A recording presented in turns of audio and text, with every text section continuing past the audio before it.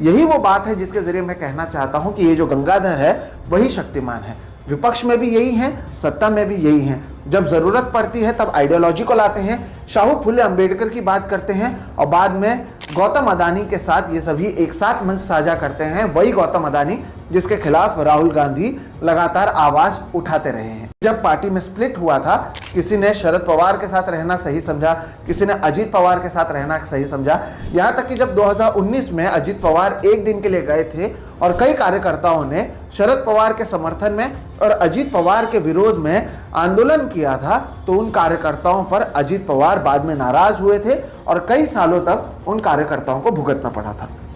अब आप सोचिए कि ये कार्यकर्ता जो एक दूसरे से लड़ रहे थे, क्योंकि कोई शरद पवार के साथ चला गया, कोई अजीत पवार के साथ चला गया, वो अजीत पवार के नेताओं को गद्दार कहते थे या वो बिक गए, इस तरह की बातें करते थे। अब वो सभी साथ में आ गए हैं और एक साथ एक पवार फैमिली की तरह चुनाव लड़ रहे हैं। ये सब कब कर रहे हैं आप वो भी देखिएगा।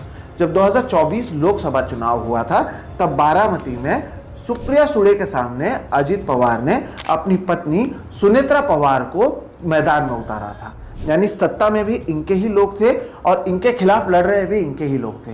जब असेंबली इलेक्शंस आया था तब अजीत पवार के खिलाफ शरद पवार ने उनके ही परिवार से आने वाले युगेंद्र पवार को मैदान में उतारा था। सुनेत्रा पवार सुप्रिया सुळे से चुनाव हार गई तो उन्हें एनसीपी ने राज्यसभा से सत्ता में भेज दिया था। इस सब के बीच में एनसीपी के जो बड़े बड़े नेता थे, मसलन के तौर पर अजीत पवार खुद, प्रफुल्ल पटेल, छगन भुजबल, हसन मुशर्रफ, इन सभी, इनफैक्ट नवाब मलिक, इन तमाम लोगों पर भ्रष्टाचार के आरोप लगे, अलग अलग आरोप इनके ऊपर लगे। यहां तक कि नवाब मलिक पर टेरर चार्जेस बीजेपी के नेताओं की ओर से लगाएगा। लेकिन अब आप पाएंगे क्योंकि ये सत्ता में मौजूद हैं, ना ही इनके घर पर कोई ईडी वाला जाता है, ना ही इनकम टैक्स वाला जाता है, ना ही सीबीआई वाला जाता है। यही वो बात है जिसके जरिए मैं कहना चाहता हूं कि ये जो गंगाधर है वही शक्तिमान है।